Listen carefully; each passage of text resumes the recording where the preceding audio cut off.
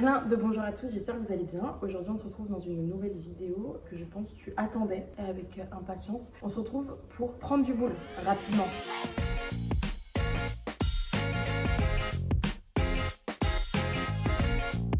Donc comment prendre du boule rapidement? Je vais t'annoncer deux nouvelles, une bonne et une mauvaise. La mauvaise c'est que tu pourras pas le prendre rapidement.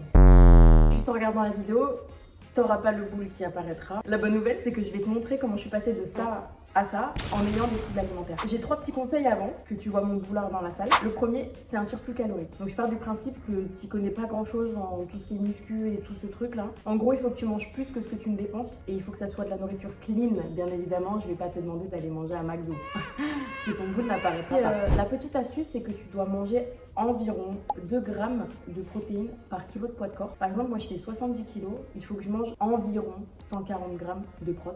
D'ailleurs, en partant du principe que tu connais rien à la salle et à tout ça, 140 grammes de prot ne veut pas dire 140 grammes de poulet. Attention, vraiment 140 grammes de poulet, c'est 35 grammes de prot. C'est un peu tout flou pour toi, mais je te mets des liens en bio qui vont pouvoir t'aider à mieux comprendre avec des petits schémas simples que je t'ai fait. Derrière ma caille. Avec plaisir. En tout cas, tout ce qui est prot et surplus calorique, je t'en parle dans la prochaine vidéo.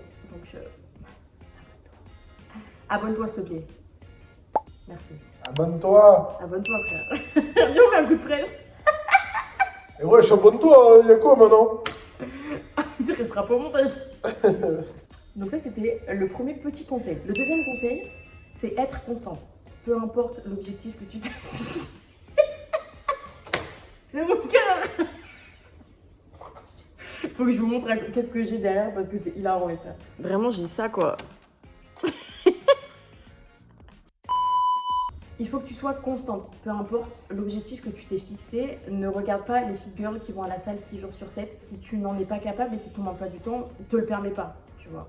Genre si tu t'es fixé 2 à 3 séances par semaine, garde-les. C'est ça être constant. C'est pas genre 2 semaines, tu vas 7 jours sur 7 et après tu vas plus. Non. T'auras clairement pas le cul de Kim K en faisant ça.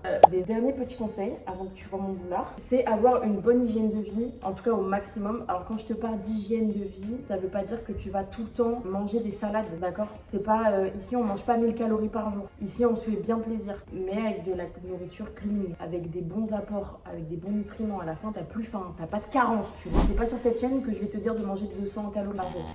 N'hésitez pas. En ayant des TCA, je vais te montrer que c'est vraiment possible d'atteindre ces objectifs, peu importe le TCA que tu as. Et comme j'ai pu me le noter, au contraire, te frustrer n'est pas une bonne hygiène de vie. Merci Léane.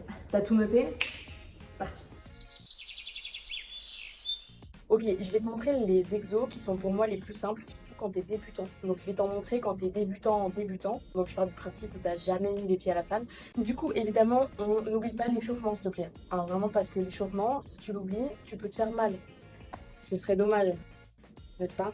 Va marcher un petit peu, va faire un peu d'escalier, fais-toi des petits mouvements qui apparaissent à l'écran, je sais pas, fais un truc. Donc du coup, c'est 5 exos que je vais te donner, que tu vas pouvoir faire à la salle. Donc d'après les sources qui sont Native Fitness, Docteur Fitness, Planetary, on s'en bat du. Je te les mettre en description si tu en as besoin. L'exo numéro 1 pour un débutant, ce serait le squat bar. On y reviendra après, le pourquoi du comment je suis d'accord ou pas d'accord. Ensuite, l'exercice numéro 2, c'est la presse inclinée. Le 3, c'est la fente bulgare. Le 4, c'est le leg extension. Et le 5, c'est le soulevé de terre jambes tendues. Pour moi, ces 5 exos, ils sont absolument pas du tout bons pour un débutant et je vais t'expliquer pourquoi. Déjà, le squat bar, douleur lombaire. Ouais, j'ai mes notes parce qu'il y a beaucoup de trucs à dire. Si tu l'exécutes mal, si tu n'adaptes pas ta charge, et surtout, tu peux avoir des tensions au niveau des genoux. Et surtout, le squat, si tu es tout seul, ça peut être hyper dangereux. Je te mets des exemples de choses hyper dangereuses dans le squat. Moi, ce que je te conseille en alternative, c'est le goblet squat. Il est beaucoup plus doux, beaucoup plus facile, et tu as moins de danger ou de risque de te faire mal. Sur tous les exos que je vais donner, je te conseille de faire 3 à 4 fois cet exercice-là, de 10 répétitions environ.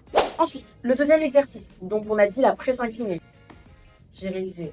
Donc si tu le gères mal, tu peux avoir des grosses tensions au niveau des lombaires et une très mauvaise amplitude qui peut te générer des soucis au genou. Donc vraiment, no way. Surtout qu'en plus sur cet exo-là, vous avez tendance à mettre là le poids. Stop. D'accord? Je vous engueule, maman, il y a quoi? En alternative, je te conseille le step up sur un banc ou des fentes. Poids du corps. Voilà. Le troisième exo, fente bulgare. Je te le conseille pas pour des raisons d'instabilité et des genoux virants. On connaît. Ce que je te conseille en alternative, ce sont les fentes au poids du corps. Voilà, ça fait 2 fois que je te le dis. En vrai, faudrait peut-être essayer. Évidemment, j'oublie toujours de te dire un truc, donc là si tu veux un focus un peu plus fessier, t'as juste à pencher ton buste comme sur l'image de gauche.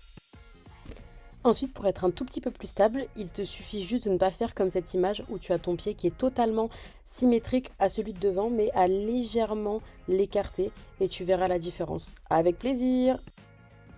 Donc ensuite, le quatrième exercice qui est le leg extension. Donc je te ne le conseille pas. Je te le conseille pas. Je te le déconseille. Les bulles dans mon cerveau. Je ne te le conseille pas. Je ne te le conseille pas. Pour des raisons évidentes. Le genou est stressé. Franchement, il n'est pas fonctionnel et c'est un mouvement qui est compliqué à comprendre. Donc moi, je te conseille la chaise classique. La chaise au mur où tu en chies. Impeccable pour le début. Et le dernier, le soulevé de terre, j'ai entendu, je te le conseille pas parce que il exige, comme j'ai pu le noter dans mon petit carnet, une très grande maîtrise du mouvement. Hein. Moi, il m'a fallu au moins 3 ans avant de le comprendre. Donc, au lieu de te niquer les lombaires et les genoux, le fais pas. C'est plus simple. Moi, ce que je te conseille, ça va surtout être du hip thrust. Et si tu as de la chance d'avoir du hip thrust guidé dans ta salle, en vrai, c'est déjà le top. Il cible directement tes fessiers et tes quads. Et du coup, ça te nique moins les lombaires. Ah oui, et j'oublie pas, il y a 2 minutes de repos entre chaque exo. On se laisse un peu le temps de boire, de discuter avec les copains, tout ça, tu as capté. Appelez. Bon, et bien j'espère que cette vidéo vous aura plu. En tout cas, nous on se retrouve dans une prochaine vidéo. À la revoyure.